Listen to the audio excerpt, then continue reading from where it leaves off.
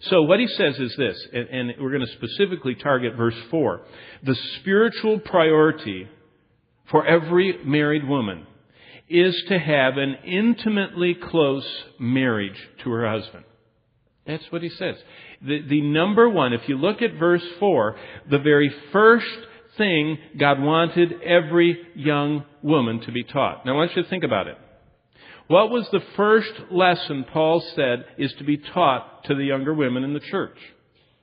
Think about it. Titus is getting this. Here was the precedent for all future generations of the church being laid down. God was giving what He wanted perpetuated in every church around the globe as a priority of spiritual nurture for all women that would ever come to Christ. See, we're not talking about something that's localized, something that's provincial, something that's just that is just, culturally irrelevant to us today. We're talking about something that every woman was to be instructed in throughout all the generations of the church. And what the Lord said is, this is a very big and heavy responsibility, and I am laying it on your shoulders, Titus, to begin promoting. And as this letter goes out as a part of the canon of the New Testament, it's going to spread out kind of like a wildfire across Santa Barbara, that watched on the news. It just goes. This was to just be consuming the lives of those that were in the church. They were supposed to say, whoa, this is really important to God. So, what was the first thing, if you look at verse 4, that God wanted every young woman taught? Titus 2:4, look what they say. It says, that they admonish. So the older women are the admonishers. Now that ends their responsibility. And now the younger women come into view. And it says, the young women, and here's the first in the list. Now, if your wife gives you a list, my wife is, I think she's in Missouri today, with all the children. And she left me, because she knows me so well, she left me a few things I was supposed to do. And you know what I know? I know that the one that's at the top of the list is what? The one she doesn't care about, right? No, it's the one that's what?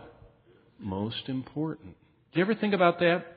That usually we know human nature, and a lot of people, they get 13 things. They don't even see the bottom one.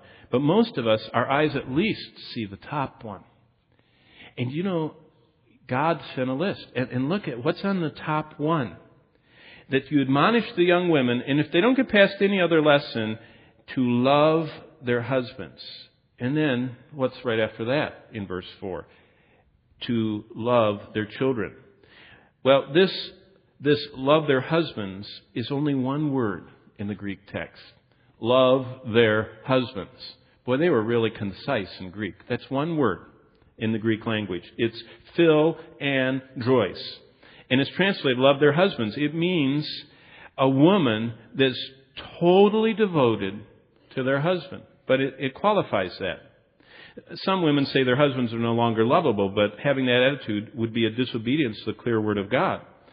To help your attitude, keep in mind that loving your husband doesn't mean you'll always feel a rush of emotion that characterized your love at the beginning of your relationship. You could, but it doesn't mean you always will. Marriage is a contented commitment that goes beyond feelings to a devotedness, a level of friendship that is deep and satisfying. And that's what he's talking about here. He's not talking about silliness of your teenage years and 20s. He's talking about this growing depth of friendship. Now, I want you to think about what this word means. If you don't love your husband, you need to train yourself to love him. You need to serve him kindly and graciously day by day. And soon you have made such a great investment that you will begin saying to yourself, I've invested so much of myself into this man, I can't help but love him. But whether you ever get to that point or not, it's a sin to disobey what's commanded in this verse. The best way to fill a home with joy and peace is to have a husband and wife who are best friends, intimately, emotionally, and spiritually. And in the first century church, Christ told Paul to deploy a legion of older in the faith godly women. What does that mean? What's an older woman? Do they kind of have to have wrinkles, and little age spots, and kind of their hair is thinning a little bit? Is that what an older woman is? No, it just means that they have been longer in Christ than the younger woman. Did you ever think about that? It should be the goal. Instead of hiding, every woman should want to be an older woman. They should want to have walked enough with the Lord that they know how to walk with the Lord so they can tell someone else by their life and words how to walk with the Lord. These older in the faith godly women, energized by the grace of God, were to go from house to house and become a close and trusted friend to those young wives and train them in how to become their husband's best, closest, dearest, and most intimate friends. And you know what that means? If you're going to go to someone's house and train someone how to be the best, closest, and dearest, and most trusted friend, you need to be one yourself. See, the essence of a Titus 2 woman is that she has this quality exhibited in her marriage, and she is nurturing others in it. This was the primary mandate given because the essence of what God expects for a wife to offer is love that can be felt. Those believing wives in the early church, like wives today, almost always wanted to obey the Lord. Thus, they submit and fulfill their responsibilities to their husband, but often only dutifully. They just did it because they were supposed to. And they didn't do it with this respect and admiration of being their best friend. They just did it because they were supposed to. And the husband felt that. It's not just that loving your husband is a virtue. Paul says, if you listen carefully to him, not loving your husband in a way that he can feel is a sin. Understand that. That this concept is something, it's not just doing it, it's doing it that it's received and felt and known. The key to understand this bold new dimension of the early church's training in the world is the word Paul uses for love. This word, love your husband, is not the word that every believer has already repeatedly been commanded to love with agape love, because that's an action. Agape love is an action, and in the Bible, that's in the imperative mode. You and I are to love our enemies. You know what that means? We take actions, okay?